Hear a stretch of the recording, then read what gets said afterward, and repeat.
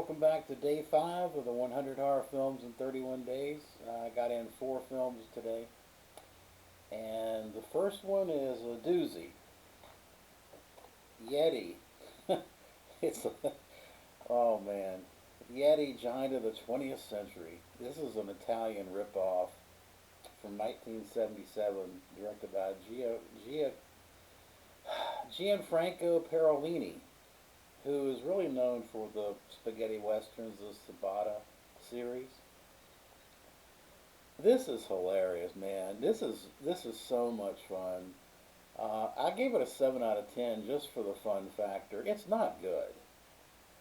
Basically, basically, you've got this guy who's really dressed up like a Neanderthal with uh, this huge hairy wig. I mean, there's a picture on the back. You can see the damn thing. And he's supposed to be a yeti that we've captured and in the Himalayas and brought back to civilization. The storyline is lifted. It's King Kong. It's just substituting a guy dressed as a yeti for King Kong.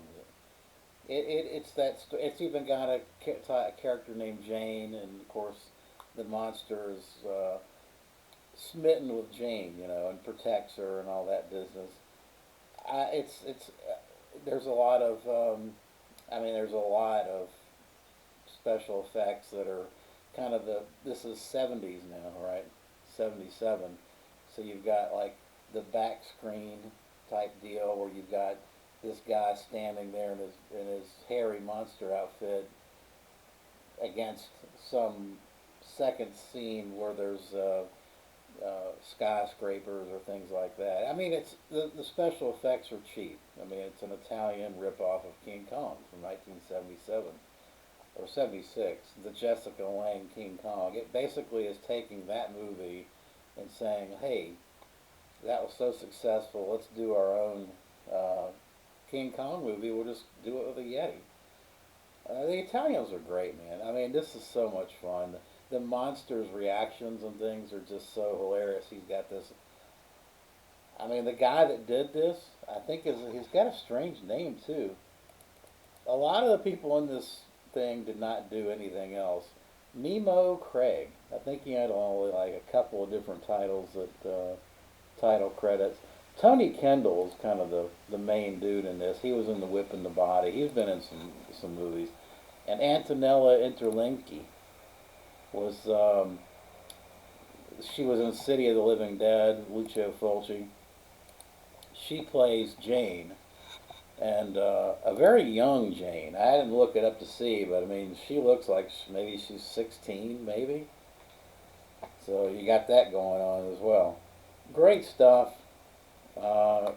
Again, don't just you go into this and turn your brain off. If you like kaiju movies, Godzilla, particularly the 70s, the silly 70s Godzilla films, you're probably going to like this too. Um, Mighty Peking Man, if you like that, you're going to like this.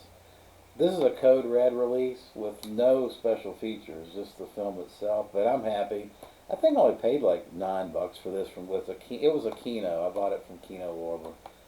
I definitely I definitely recommend for a fun time Yeti, giant of the 20th century. Oh man. Still laughing about that one. All right, let's see. Next up is 1995's Species. And I got this as from the 88 films box set that just came out, Blu-ray box set. It's been a while since I've seen these films, and honestly, what I remembered of Species, I didn't like. So I was not really. I've had this box set for a while now, and I was not really. I was just putting off watching this, just to be frank. Uh, but I really enjoyed this first film. I think it gets a lot of shit, and certainly the special features are '90s. See, there is some bad CGI, but it is the '90s. I mean, you got to put it in the context of when it was made. Um, Pretty much all the CGI back then was experimental and bad. So I don't really, I'm not really basing my rating on the CGI because it really wasn't horrible. And thank God there's not a lot of it. There's practical effects in here that H.R. Geiger, who did Alien, of course, and the aliens themselves honestly look a lot like the alien from Alien, from the alien from Alien. I liked it. I liked it more than I thought I was going to like it. Essentially, the story revolves around a scientist named Ben Kingsley. The actor Ben Kingsley plays a scientist, and he created a new species after receiving DNA from outer space. That's the storyline. And really, the way they present it, it sounds ludicrous, and it is ludicrous. But the way they presented it, it actually seems plausible. This new life form is merged with human DNA to create a new life form. And of course, the new life form escapes the lab and ends up terrorizing Los Angeles. I like the acting in this. I like the characters in this, which is unusual for modern day movies. I thought all the characters in this were quirky, a little quirky, but fun, you know. The film does drag in the second act a little bit. I'm not sure they knew where to go with it, and the CGI is of course shaky. But I give it overall. I give it a 7 out of 10. So that's Species. Yep, 7 out of 10. The girl that played, let's see,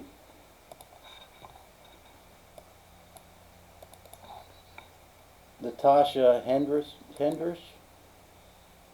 been in a lot of stuff. She's a hot tamale. Definitely easy on the eyes. Michael Madsen is in this, and he plays this. Uh, Michael Madsen plays this government hired hitman, and of course he plays it like a New York mafioso. It's hilarious. You know, he holds the gun sideways like he's a hood or something. Ridiculous. There's some ridiculous stuff in this, laughable, but it's still fun. And then next up is, this is the subset pick of the day, which is, I think it's psychos, slashers was the theme of the day. And that's I, Madman, 1989. Jenny Wright, who I know from the GARP, The World According to GARP, stars as this housewife, and she loves horror stories. And she finds this book called I, Madman, about a doctor who cuts off people's body parts that he finds appealing, and he wants to put it on himself so he'll look better. It's a solid slasher. I enjoyed it. Tiber Takix directed this, and he did the Gate films, of course. And I think this movie is much better than the Gate films. I think the Gate films are more just, uh, you know, if you grew up in that time as a kid and you saw the Gate 1 or 2, you know, it's nostalgia type thing. This is a solid slasher film, and I like the main character, the insane doctor in this. The only problem with this film, I think, is it doesn't have any set piece kills like slasher films should and do. Most good ones do. But I still like the story. I like the concept. I think they were trying to do something different. And for the most part, I thought it was okay. I thought it worked. I'm going to give it a 6 out of 10. Only because, like I said, I think that there was not enough kill set pieces that stood out. It was more just, it was really focused more on stories and character, which really is okay, but if it's going to be a slasher, I think it needs some set piece kills, memorable set piece kills. This is a Scream Factory Blu-ray, and it's got an audio commentary track with the director.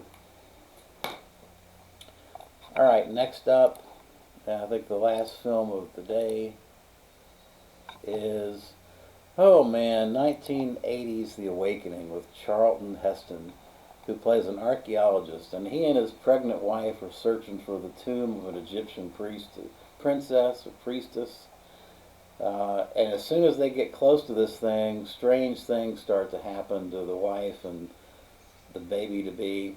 And of course, we get some obligatory deaths. One really outstanding um, strangulation death at the early part of the first part of uh, the film.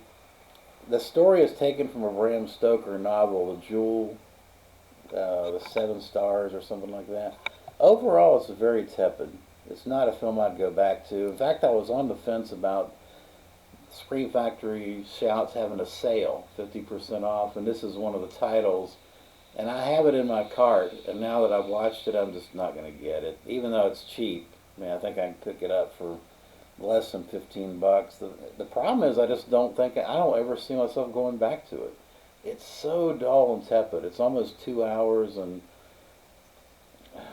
it just, the acting is fine. The story just is a slog to get through. I don't know. Maybe the book didn't translate well into the cinematic format. I don't know. I don't know how to explain it, but I just know that it was a chore to get through.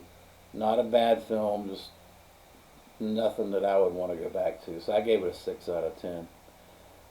If you have any thoughts about any of these films that I've watched today, leave some comments and I'll respond. And otherwise, I will see you tomorrow. Thanks for watching.